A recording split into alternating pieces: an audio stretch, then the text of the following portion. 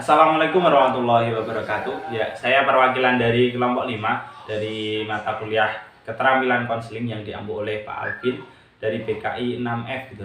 Saya di sini akan sedikit memaparkan tentang beberapa tema yang telah dibagi dan kelompok 5 memperoleh tema memfokuskan pada inti masalah gitu. Di sini ada beberapa anggota yang ada di kelompok 5. Yang pertama adalah Maulana Yulianto, kemudian Bagus Prasetyo, saya sendiri sebagai moderator, kemudian Ekita Fiantri, Aina Lutfiana, kemudian Alinda Rahma, dan juga Safiti Finasari. Lanjut ke subtema 1, fokus pada inti masalah.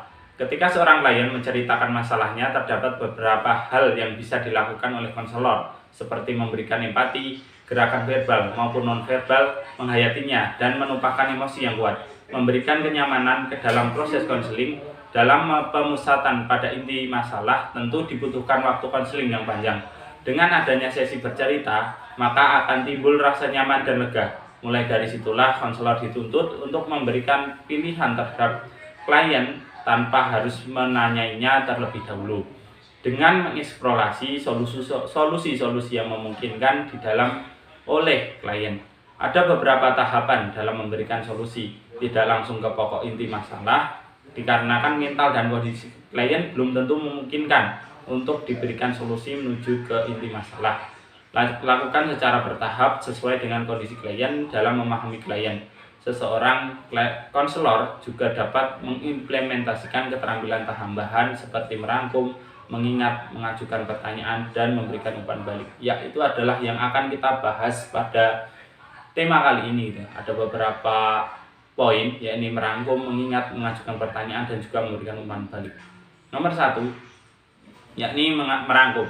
Dalam merangkum, konselor memakai sebuah analogi untuk membantu klien dalam memahami proses konseling.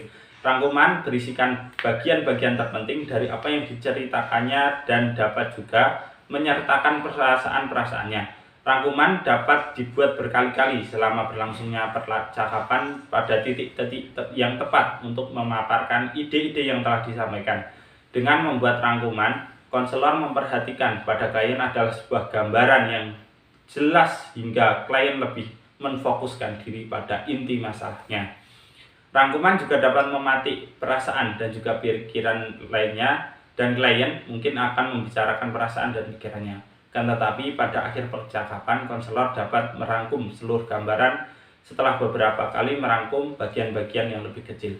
Yaitu tadi, yakni merangkum yang adalah membantu klien untuk memahami proses konseling ini. Jadi dalam rangkuman ini berisi bagian-bagian yang terpenting dalam sebuah konseling dan juga disimpulkan oleh konselor. Mengajukan pertanyaan. Secara umum, penggunaan pertanyaan tidaklah penting untuk mendorong seseorang untuk menceritakan masalah-masalahnya. Pertanyaan dapat membelokkan perhatian orang yang dibantu dari masalah-masalah terpenting yang mengganggunya, alih-alih memfokus pada inti masalahnya. Meskipun demikian, pertanyaan perlu digunakan secara hemat dan hati-hati, tapi jika terlalu sering bertanya, tidak akan mengalir dengan lancar. Ketika seseorang berbicara dengan kita akan menangkap gambaran psikologis dan kehidupannya. Nah, jika gambaran ini mendekati utuh, kita dapat mengetahui bagian-bagian yang belum lengkap dan hilang. Jika informasi-informasi tersebut tidak esensial, kita tidak perlu menggalinya lagi. Menanyakan informasi yang tidak diperlukan. Jika menanyakan suatu informasi hanya sekedar keingintahuan dan melengkapi gambaran kita saja, berarti kita mendahului informasi yang akan disampaikannya. Ini tidak akan membantunya. Sebaiknya kita menghindari untuk mengajukan pertanyaan kecuali informasi tersebut itu sangat penting bagi kita untuk memahami masalahnya. Selain itu, kita akan mengganggunya dalam menceritakan masalah-masalahnya dengan caranya sendiri tanpa interupsi. Yang selanjutnya adalah menghindari untuk mengajukan pertanyaan yang tidak perlu. Mengajukan pertanyaan yang tidak perlu itu merupakan sebuah kesalahan. Hal-hal yang menarik minat kita sering menjadi sesuatu yang benar mengganggu orang lain. Jadi lebih baik orang itu kita biarkan bercerita sesuai kehendaknya sendiri. Membiarkan orang itu berbicara sesuai keinginannya akan membantu lebih baik daripada mengarahkan pembicaraan menurut kehendak kita. Persoalan lain akan muncul jika kita banyak melontarkan pertanyaan, sehingga sesi konseling yang kita buat malah menjadi sesi wawancara atau interogasi, sehingga membuat seseorang itu menjadi tidak nyaman. Jadi kita harus menghindari untuk menanyakan pertanyaan yang tidak relevan atau tidak perlu dengan kasus yang sedang diceritakan oleh si klien.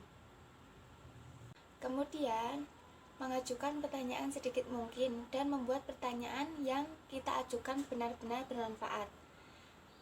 Kapan sih pertanyaan itu menjadi bermanfaat? Nah, pertanyaan bermanfaat apabila membantu orang yang kita ajak bicara menjadi fokus pada inti masalah. Yang kedua, membantunya untuk melanjutkan terus bercerita tentang masalahnya. Terus yang ketiga, membantunya untuk lebih memahami masalah yang sedang dihadapinya. Kemudian pertanyaan yang membantu memfokus pada inti masalah. Nah, kita perlu menyadari bahwa pertanyaan benar-benar dapat bermanfaat dalam membantu seseorang memfokuskan masalah terpenting yang sedang mengganggunya. Terdapat sebuah contoh konseling di mana Laurie sebagai klien dan Fiona sebagai konselor. Nah, ketika Laurie mulai bercerita, Fiona melihat ada sesuatu yang mengganggu si Laurie. Fiona tetap menyimak pembicaraan dengan keterampilan secara aktif, dan Fiona ini menganggap bahwa Laurie tidak memfokuskan diri pada persoalan yang sedang dihadapinya. Setiap menyinggung persoalannya dengan kekasihnya Charles, Laurie tampak gelisah dan mengalihkan pembicaraan. Fiona curiga, sehingga dia bertanya, "Saya melihat beberapa kali kamu menyinggung hubunganmu dengan Charles. Maukah kamu ceritakan lebih jauh tentang itu?" Nah, merespon pertanyaan dari si Fiona tersebut, Laurie mengatakan bahwa ia keberatan untuk menceritakan. Namun, dengan keterampilan Fiona secara aktif, Fiona tetap dapat membantu Laurie dengan memahami perasaan emosionalnya dan mengajaknya berbicara tentang inti masalah yang berkaitan dengan hubungan dirinya dengan Charles. Kasus berikutnya yaitu antara Andrea dan Nyonya Brassel. Contoh kasus ini yaitu antara Andrea, yaitu seorang perawat, dan Nyonya Brassel sebagai pasiennya.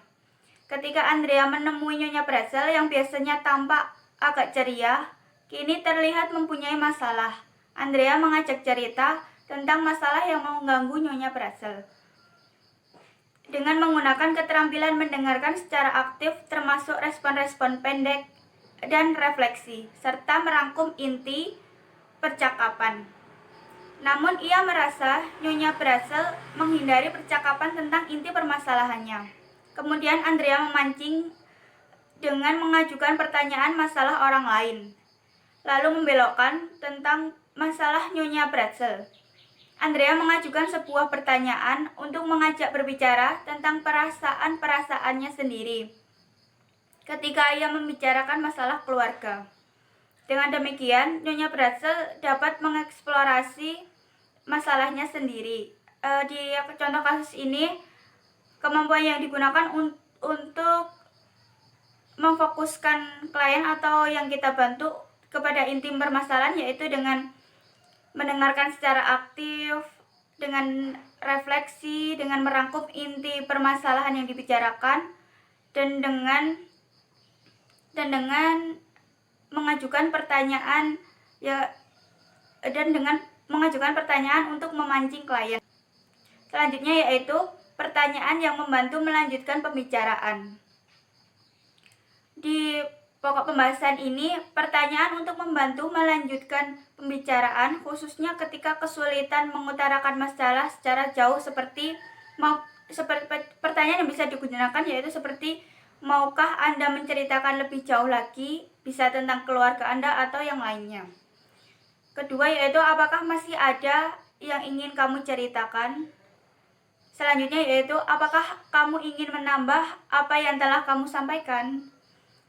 Sebelum mengajukan pertanyaan itu semua, kita harus peka terlebih dahulu terhadap kebutuhan-kebutuhan orang yang kita bantu.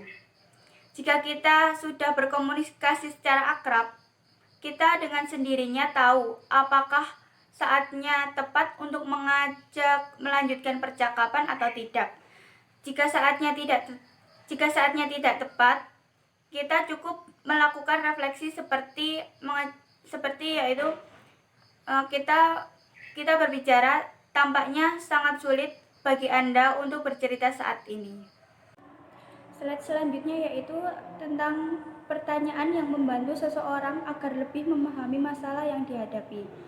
Contoh pertanyaannya salah satunya yaitu, saya bingung apakah ayah anak Anda berbeda dengan yang Anda sebut sebagai Anda.